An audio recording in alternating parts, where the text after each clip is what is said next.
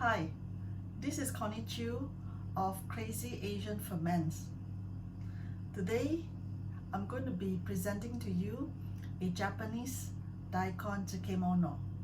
In Japan, there are quite a lot of shops that sell Japanese pickles. In the olden days, the Japanese, they actually pickle at home. Currently, the ready-made ones are easily available. Tsukemono literally means pickled things, and they are usually pickled either with salt, brine, or a bit of rice bran. Now let me show you the ingredients for our Daikon Tsukemono today. Daikon, which is about 550 grams, cane sugar. You may also use white sugar.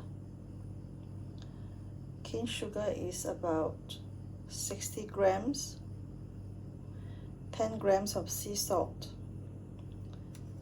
and the original recipe calls for Japanese rice wine, and I'm using apple cider vinegar to replace that. And also the original recipe calls for Yuzu, a citrusy fruit in Japan, and I'm unable to find it here in Malaysia. Therefore, I'm using Kaffir lime to replace that.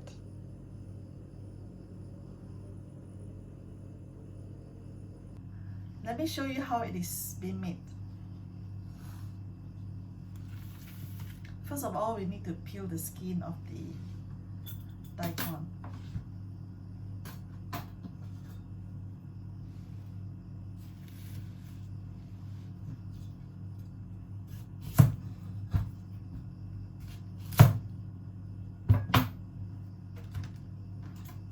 Peeler.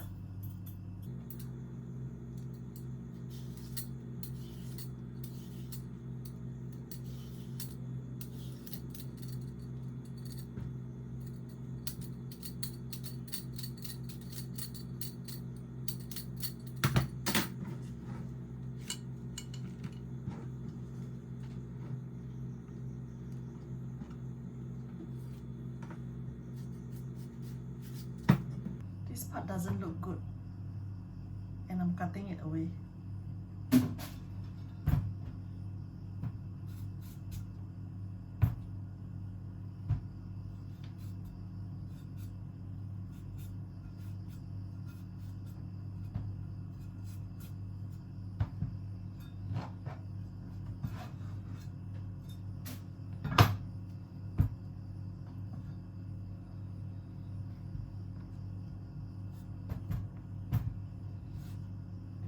Alright, half it.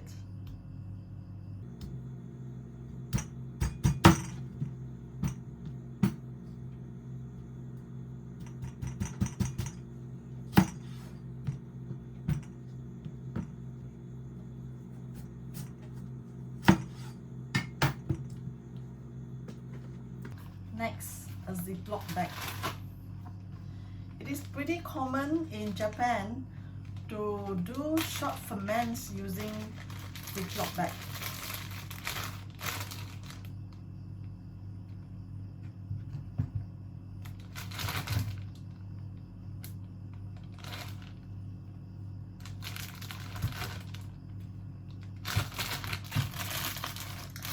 Next, I'm going to be pouring in all the seasonings, sugar, salt, apple cider vinegar or Japanese rice vinegar. Now I'm not using a lot, simply because I am in tropical country and the climate ferments things really fast. So I'm actually cutting, instead of 20 ml, I've cut it half. Now next, I'm going to cut the extract the peel of the kaffir lime leaf. Watch.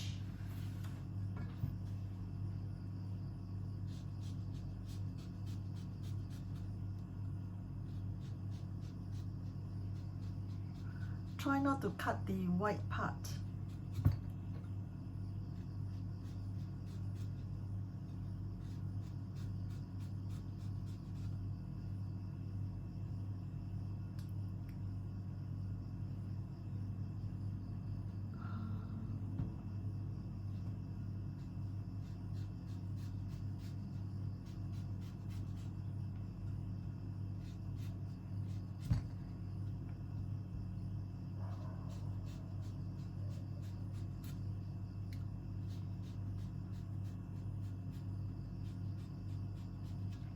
So I suppose that you can use any kind of citrusy fruit in your country to give it a very refreshing smell and flavor.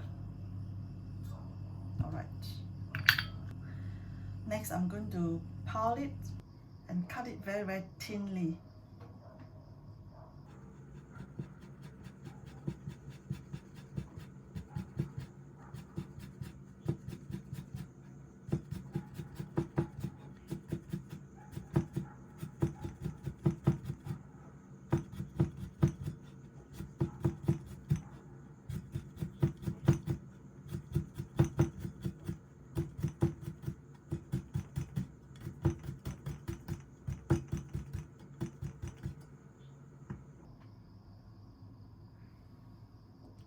As thin as this.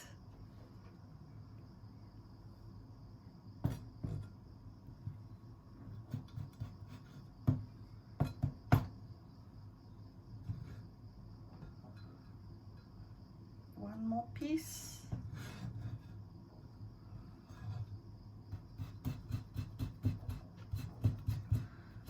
Now we don't have to use too much of the citrus peels, simply because we don't want it to be overpowering, otherwise it's going to become bitter.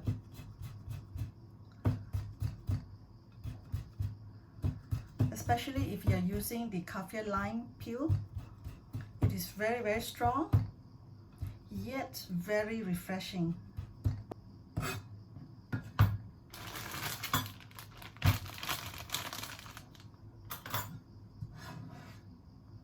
That's all I'm putting.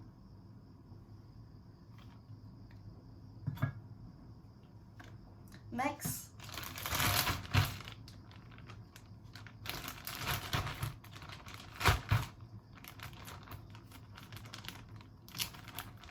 okay, lock it. And I'm going to massage.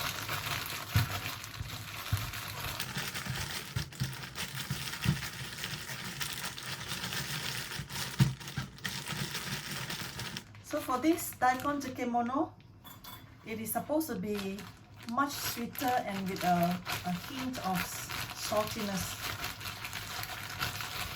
and slightly sour. Therefore, the flavor is just nice when it is ready fermenting.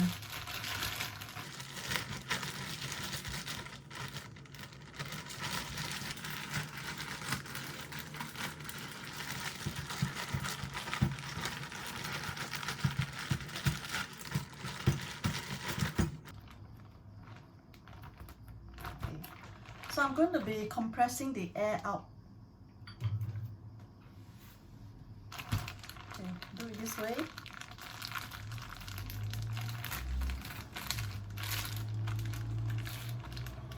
Compress the air out.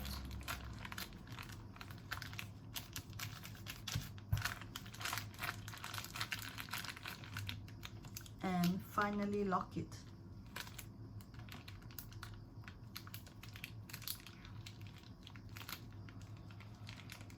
Airlock it. Alright, so in the next couple of days, say about 2 to 3 days, I'm going to be showing you as well what happened tomorrow and day after tomorrow. by which time the water that is being released should be able to cover all the daikons, and everything must be, it's just like how you ferment it in bottles, and your ferments must be submerged under the water. In this case, this is very easy. All right, and we taste along the way.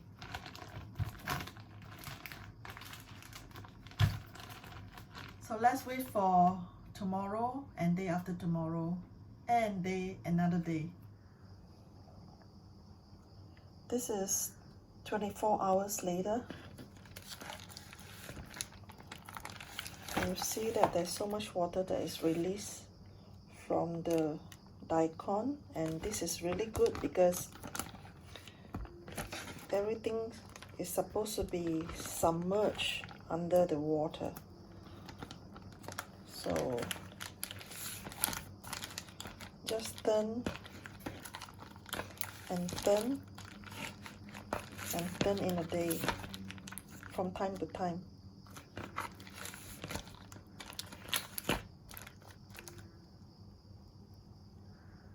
It is exactly 3 days later.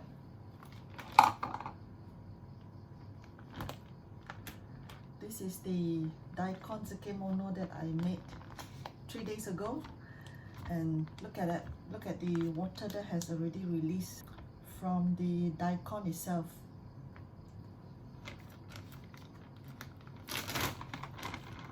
But before doing that, let's sanitize our hands.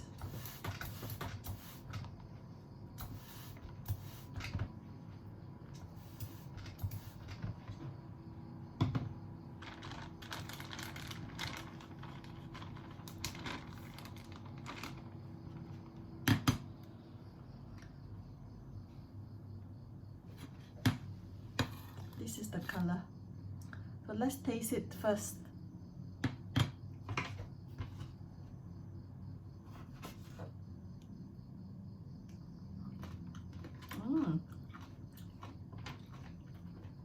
And let's say if you want it to be not too brown, or if it is a bit salty, you can actually rinse it in water. And I find the flavor is just nice.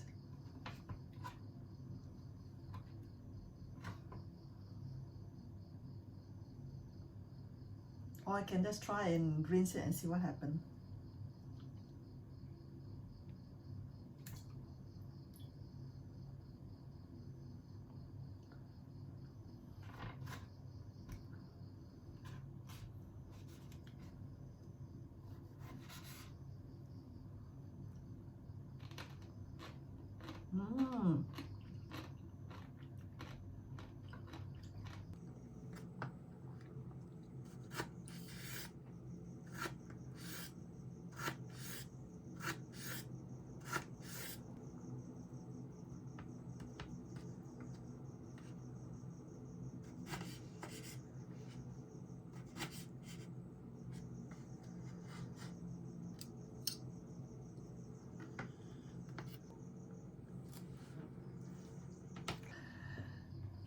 You can see that this is plain looking.